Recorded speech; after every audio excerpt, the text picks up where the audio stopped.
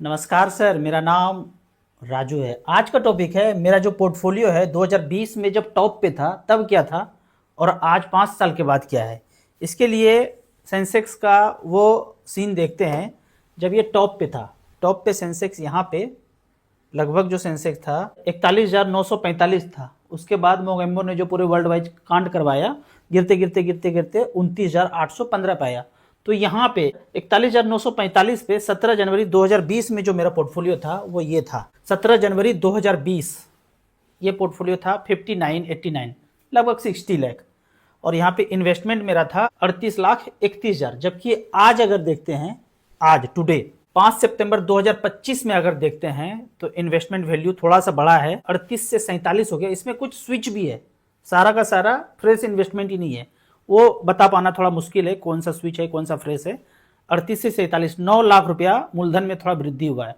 पर नेटवर्थ आज दिख रहा है 1,36,22,000, जो पीक पे 5 साल पहले कितना था, 59, मतलब 60 लाख था। अगर इस टोटल पोर्टफोलियो का स्कीम देखा जाए तो सबसे पहला फंड यहाँ पे है axis small cap. Axis ELSS में भी था पर उसको स्विच करके एक्सिस स्मॉल कैप में आ गए। टोटल यहाँ पे 15,45,000 जमा है, जिसका वैल्यू आज 29 दिख रहा है। 19% का रिटर्न मुझे यहाँ पे एक्सिस स्मॉल कैप से मिल रहा है। ज़्यादातर मेरा स्मॉल कैप मिड कैप में ही है। DSP स्मॉल कैप भी काफ़ी पुराना फंड है, 6,09,000 इसमें जमा है और वैल्यू यहाँ 11,25 दिख रहा है। 19.2% का रिटर्न यहाँ भी है। HDFC मिड कैप ये काफ़ी पुराना फंड है, 5,28,000 यहाँ जमा हुआ है। इससे हमने एक लोन भी लिया है 6 महीना पहले से। इस महीने लास्ट क्लियर हो जाएगा, क्योंकि लोन तब लिया था जब 10% ये पोर्टफोलियो डाउन था, ज़रूरत था तो यहाँ से लोन लेके ऑप्ट करके लिया था। कुछ 10.5-11% का इंटरेस्ट रेट यहाँ पे था। तो जब मैंने ये लोन लिया था यहाँ से तो इसका वैल्यू 25 लाख पे था। थोड़ा सा तब से ये बढ़ा हुआ है। जब डाउन हो पोर्टफोलियो आपका और ज़रूरत हो तो म्यूचुअल फंड से लोन लेना चाहिए। नॉर्मल स्थिति चल रहा है, मार्केट अच्छा खासा हाई पे है, तो रिडीम करके ही पैसा आपका अपना यूज करना चाहिए। लेकिन डाउन है तो लोन अगेंस्ट म्यूचुअल फंड ले सकते हैं। कम इंटरेस्ट पे है, 10.5 से 11% पे है, 6 महीना 1 साल के लेके चुकता कर सकते हैं। अगला फंड है HDFC स्मॉल कैप। लगभग 4 लाख यहाँ जमा हुआ है HDFC स्मॉल कैप में। इसका वैल्यू यहाँ अभी जो भी मार्केट आप समझ रहे हैं पीक पे है कि गिरा हुआ है, अभी भी 8-10% डाउन ही है। 7,89,000 कितना इन्वेस्टमेंट है टोटल? टोटल SIP लमसम करके लगभग 4 लाख जमा है।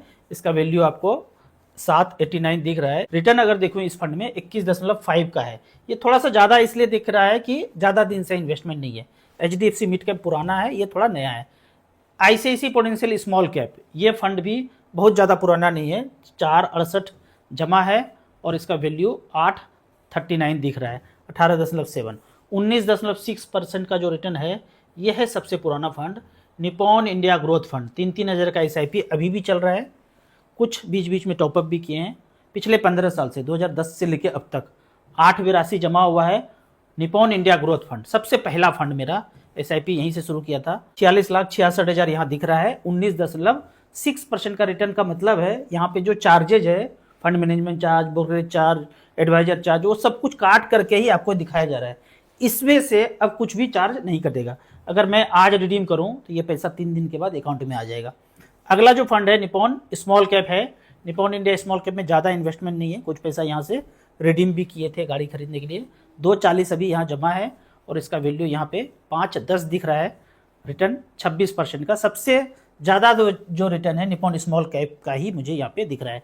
और लास्ट में है SBI स्मॉल कैप, थोड़ा सा ही जमा है, इसमें SIP चल रहा था, अभी बंद है। अभी मेरा किसी में भी SIP नहीं चल रहा है, सारा SIP स्टॉप है क्योंकि खर्चे अभी ज़्यादा हैं, बच्चे बड़े हैं, एजुकेशन के लिए बाकी तरह तरह का खर्चा है, तो SIP सारा स्टॉप है। जो पैसा इन्वेस्टेड है वही उतना सही इन्वेस्टेड है। टोटल अगर मूलधन देखा जाए तो 47,42,000 यहाँ पे जमा है, जबकि ये सारा मूलधन नहीं है। कुछ पैसा स्विच किया तो वहाँ से निकल करके ये मूलधन में आपको दिखता है। 47,42 का अभी वैल्यू यहाँ पे जो शो हो रहा है 1,36,22,000।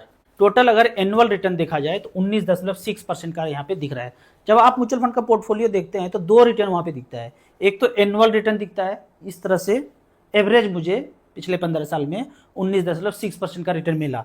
लेकिन जो एक दूसरा आप देखते होंगे एब्सोल्यूट रिटर्न, ये है 187%। मतलब टोटल हमने जितना इन्वेस्ट किया उसका 187% हो गया। मान लो आपने 100 रुपया लगाया था और वो 187 हो गया, तो 187% दिखेगा।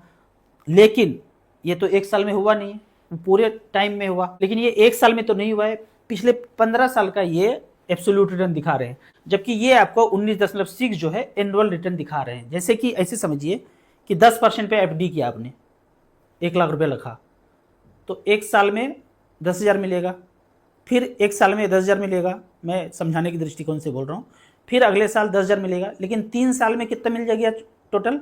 10 10 10 30,000 मिल गया, तो 1,30,000 हो गया। तो 30,000 जो टोटल हुआ वो उसको बोलेंगे एब्सोल्यूट रिटर्न। 3 साल के बाद जो पैसा मिला, लगाया तो 1,00,000, मिला 1,30,000, तो 30,000 हो गया, 30% हो गया एब्सोल्यूट रिटर्न।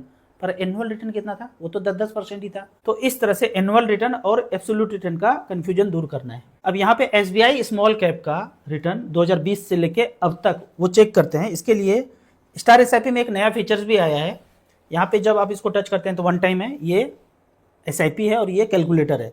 तो यहाँ पे एसबीआई स्मॉल कैप में जब जाएंगे तो इसको टच करने के बाद इसका कैश फ्लो आ जाएगा। तो कैश फ्लो में यहाँ देखते हैं 2015 से अब तक का यहाँ पे रिटर्न दिख रहा है। यहाँ पे टोटल इन्वेस्टमेंट 15 लाख है, लेकिन इसके कैश फ्लो में अगर जाएंगे तो यहाँ पे 2020 में वैल्यू जो 15 लाख रुपये लगाए थे 49 लाख था। ईयरली ही रिटर्न देख सकते हैं, मंथ वाइज यहाँ पे नहीं है।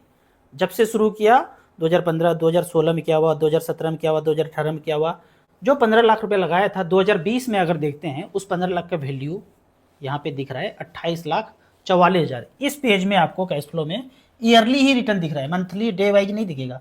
2015 में लगाया था 15 लाख रुपया, उस 15 का वैल्यू उस एक साल में तो 15 ही था, अगले साल 17,94, फिर अगले साल 23,19,000, फिर 27, 22, 23,81,000, 28,000, 44,000, 47,42,000। 2020 में देखते हैं कितना है। 2020 में ये रो है, यहाँ पे पैसा बना है 28,44,000, लेकिन उसके बाद 5 साल में अगर देखते हैं तो उसका वैल्यू आज दिख रहा है 84,88,000 रुपया। ऐसे करके थोड़ा कम समय में हलचल दिखेगा आपको, लेकिन साल दर साल गुजरता जाएगा, रिटर्न आपको अच्छा खासा मिल जाएगा। जहाँ तक बात है मार्केट गिराने के लिए, चालबाजी के लिए, वो चलता रहेगा, लेकिन उस चालबाजी को समझने के लिए जो मैं चैनल रिकमेंड करता हूँ और इन्वर्टेड कॉमा में जो बात बताता हूँ उसको आप ध्यानपूर्वक समझेंगे तो पहले से ज्ञात होगा कि ये तो कांड पहले से पता है, ये एक्चुअल नहीं है, मैन मेड है।